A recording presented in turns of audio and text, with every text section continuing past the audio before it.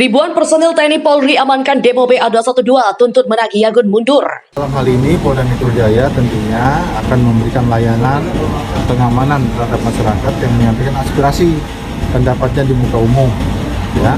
Kemudian Polda Metro Jaya juga sudah mengantisipasi untuk kegiatan hari ini dengan melibatkan personil pengamanan sebanyak 2.756, termasuk juga dari unsur TNI ada 3 SSK.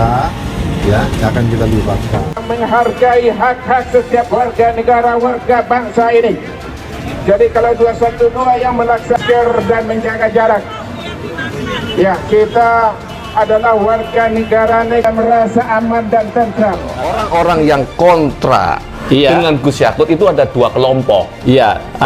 Kelompok pertama itu adalah kelompok yang memang tidak paham. Iya, oke. Ya, dan kelompok yang tidak mau paham. Oke. Nah, yang tidak mau paham ini dijelaskan kayak sampai berbusa-busa. Dalilnya mungkin pakai dalil fikih siasa, fikih sosial dan sebagainya, tidak akan mempan nih Gus. Iya, oke. Ya kan, tidak mempan. Saya ini berlebihan. Ini sama seperti dulu pada saat Ahok keselio lidah di Pulau Seribu digunakan sebagai amunisi untuk menyerang pemerintah dengan mengatasnamakan Ahok. Ini sama. Intens dari novel Bak Mumin dan kawan-kawan ini sejatinya adalah menyerang Presiden Jokowi dengan menggunakan ucapan dari Gus Yakut. Ini tidak benar dan harus kita lawan.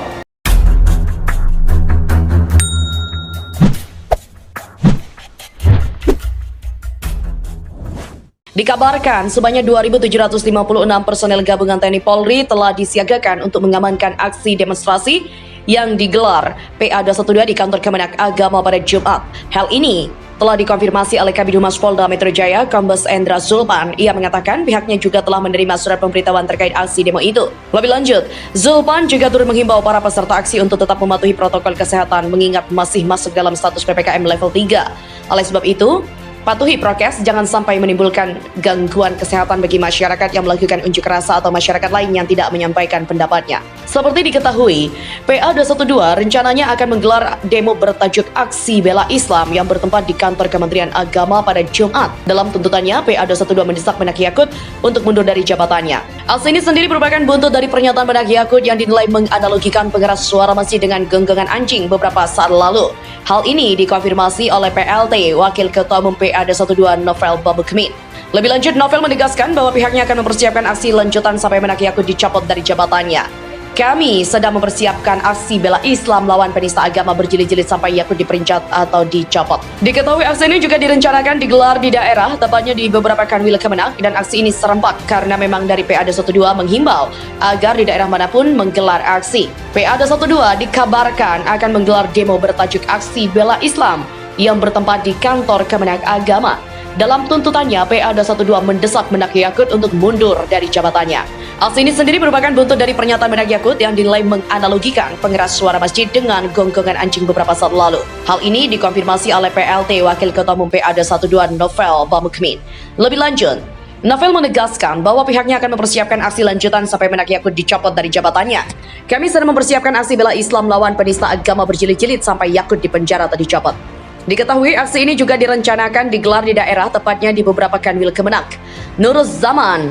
Di lain pihak, staf Susmenak, Nurul Zaman memberikan klarifikasi terkait dengan pernyataan penjelasan perihal pernyataan Menak Yakut Khalil Quamas soal suara azan dan gonggongan anjing yang menuai polemik. Menurut Nurul Zaman, Menak Yakut tak membandingkan suara azan dengan gonggongan anjing. Menteri Agama itu sebenarnya sama sekali tak membandingkan suara azan dengan gonggongan anjing. Tapi Menteri Agama sedang mencontohkan tentang pentingnya pengaturan kebisingan pengeras suara. Lebih lanjut, Nurul Zaman juga menjelaskan apa yang disampaikan Menak Yakut hanyalah sebuah contoh sederhana. Tidak ada niat untuk membandingkan satu hal dengan yang lain. Yang dimaksud Gus Yakut adalah misalkan umat Islam tinggal sebagai minoritas di kawasan tertentu di mana masyarakatnya banyak memelihara anjing, pasti akan terganggu jika ada toleransi dari tetangga yang memelihara.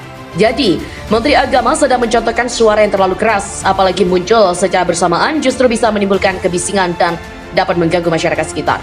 PA212 nampaknya masih panas dengan sikap Menteri Agama Yakut Khalil Quamas. PA212 bahkan menilai Yakut sudah melakukan penodaan agama. Karena itu informasinya PA212 berencana melakukan unjuk rasa di kantor Kemenak pada Jumat. Informasi ini dibenarkan oleh Kabid Humas Polda Metro Jaya, Kombes Endra Zulpan.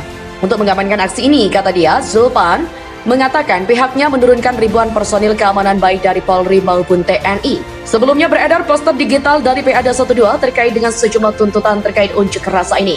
Antara lain penjarakan penoda agama, mundur dari Menak dan bertaubatlah. Ketua PADA 12 Slamet Ma'arif menjelaskan aksi ini terkait dengan pernyataan Menak beberapa waktu lalu terkait dengan pernyataan para suara gonggongan anjing saat berbicara mengenai aturan speaker masjid di musola. Sementara itu, dosen Universitas Indonesia Ade Armando meyakini upaya kelompok PADA 12 menyeret Menteri Agama Yakut Khalil Qomas ke polisi atas pernyataannya yang membandingkan azan dengan gonggongan anjing bakal gagal total. PADA 12 telah melaporkan Gus Yakut ke Bareskrim Polri beberapa waktu lalu, namun laporan itu ditolak berbagai alasan. Kemudian, kelompok ini menggelar aksi unjuk rasa di depan kantor Kemenak di kawasan Tamrin, Jakarta pada Jumat kemarin. Menurut Ade Armando, upaya yang dilakukan kelompok pimpinan dari Slamet Ma'arif ini bakal berakhir sia-sia. Ade mengatakan upaya PADA 12 melengsarkan dan memenjarakan Gus Yakut tidak akan berhasil lantaran orang nomor 1 di Kementerian Agama itu dicintai berbagai kelompok lain. Salah satu kelompok yang bakal mati-matian membela Gus Yakut, kata Ade, adalah warga Nahdlatul Ulama. Menurut Ade, sikap Gus Yakut sebagai Menteri Agama juga sangat pluralis. Dia terbuka dengan semua kelompok agama yang ada di Indonesia. Ade bahkan menyebut pandangan Gus Yakut sama seperti mendiang Presiden Abdurrahman Wahid.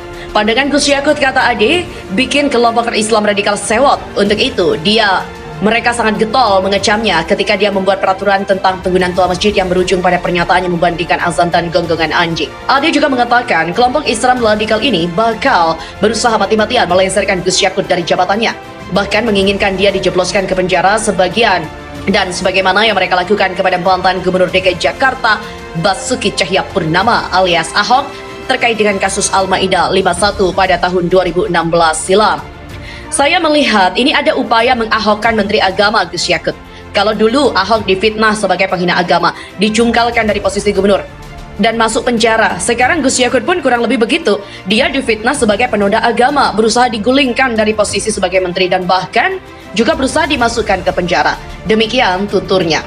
Selain itu, sikap semacam itu ya jelas-jelas membuat marahlah banyak kubu Islam radikal. Jadi, untuk waktu yang lama sudah ada keinginan sang menteri diganti. Apa yang terjadi sekarang adalah momentum yang ditunggu. Demikian kata Ade Armando.